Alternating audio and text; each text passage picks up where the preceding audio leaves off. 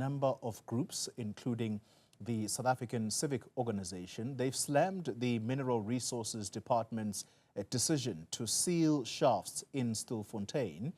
Dozens of bodies were recovered and hundreds more were arrested in the northwest town earlier this year. Now, this was during the operation targeting zamas. Mineral Resources Department's Deputy Director-General Tseliso Maqubela is with us tonight to talk further about this. Mr. Maqubela, good evening to you, and thank you very much for your time. Let's start with Stilfontein, the shafts there. A statement was made clear yesterday as the Parliamentary Committee was being briefed that this mine is not and does not fall under those that are seen as ownerless. And so, question is, how do you go about recouping the monies that have been used during the operation to retrieve and arrest some of the illegal miners? Good evening, Oli, and also good evening to the viewers. Oli, let me start by saying, first of all, we believe that the company has got some responsibility to shoulder over the expenses that have been incurred by the state. And that is a matter that we're going to be discussing with them. First of all, the retrieval of the illegal miners did cost the state money, and we intend to, get that money back from them. How much? Because it is taxpayers' money. How much was it in total? So to retrieve, we spent just over 3.5 million. That's the retrieval. Whereas the SAPS operation itself has cost in the order of 30 million. So that is, that we are sure that the 3.5 million that has been spent in terms of retrieving the illegal miners, that will have to be shouldered by the company. Now, I think the rest of the funds that were used, it's a matter that perhaps can be better, answered by the SAPS. Okay.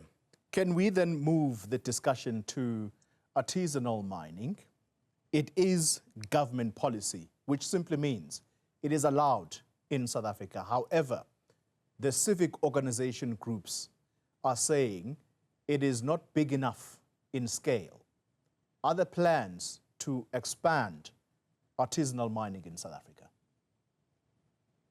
There are plans to expand artisanal mining. However, I think I need to be very, very clear. There is no artisanal mining that is going to take place at the depth where this illegal mining was taking place. We still have to, the framework will allow for people to mine closer to the surface. But the issue of people mining, in the depths of a kilometer and below, a kilometer and above, I don't think it's going to work for us. Yeah.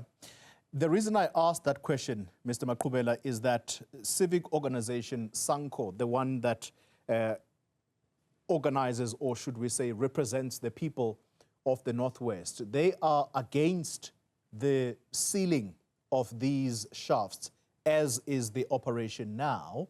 And they are of the view that government, when it comes to sealing these mines, is talking from a point or from a position of privilege. I'd like to listen, for you to listen to yourself from a representative of SANCO before we continue. Let's take a listen to this. It's disturbing to name the list. But on the same breath, you then understand when a person is speaking from a position of privilege, because as much as he's saying his numbers are saying something else, our numbers are also saying something else, on the basis of the fact that the people that we are interacting with here and the people that we are trying to advocate for, it's our community.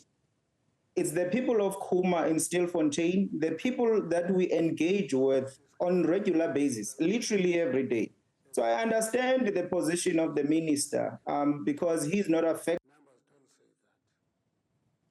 That's a Sanko representative there, Mr. Maqubela, who was responding directly to Minister Mantashe, whose comments were in Parliament that foreign nationals are raping the South African economy.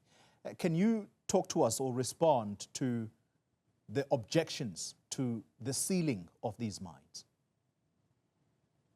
Yeah, well, yeah, we have laws in this country, and one of those laws is the MPRDA, Minerals and Petroleum Resources Development Act, which we administer. And that law is very clear. You have to obtain a license to conduct your activities.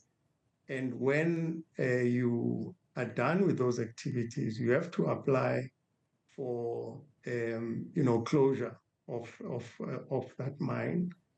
And before we allow you to close, there has to be rehabilitation that takes place. So the right holder has applied for a closure certificate, and before that is done, they will have to rehabilitate and to the standards that will satisfy regulation. The minister, on previous occasions, is on record as saying SADC countries, his SADC counterparts, are being engaged about the number of illegal foreign nationals who are found in South Africa's derelict mines. And again, it stems from that comment he makes that this country's economy is being sabotaged. What kind of conversations are going on right now between SADC countries with South Africa about this? So our law enforcement agencies are engaging their counterparts on this matter. And, as a government, we are also saying we need to make sure that we seal effectively our borders, because a lot of the people that one lost their lives, but also then were found, were really undocumented migrants. And there were very few South Africans that actually were apprehended in this operation. So it is clear for us that we have laws in this country. If you want to come in, one, you have to come in legally. And to work, you have to follow the rules of the country.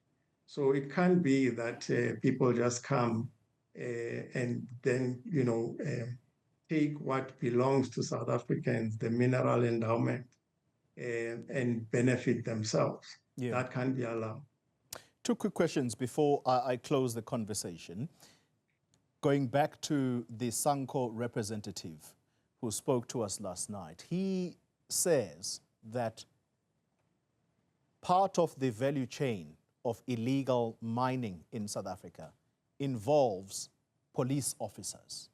If that is the case, will we ever get to the so-called kingpins who run this illicit mining trade?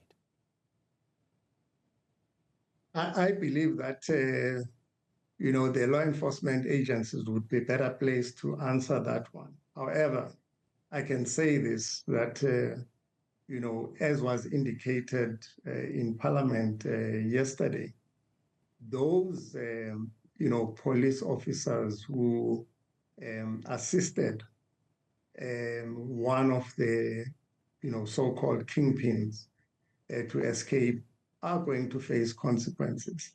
And I believe that there is an effort on the part of the South African Police Service to deal with and to go after the kingpins And I think that is work that is ongoing, and they are better placed to answer that one. But we believe that this scourge, if we approach it as a whole of government, we are going to be able to defeat it. And I think people have to trust that, plans are in place to really try and deal with this decisively. 6,100 ownerless mines or shafts exist in South Africa right now. Out of that 6,100, how many do you plan to close this year alone? So firstly, that is a function of the budget. If we were to receive sufficient funding, but there are competing priorities in government.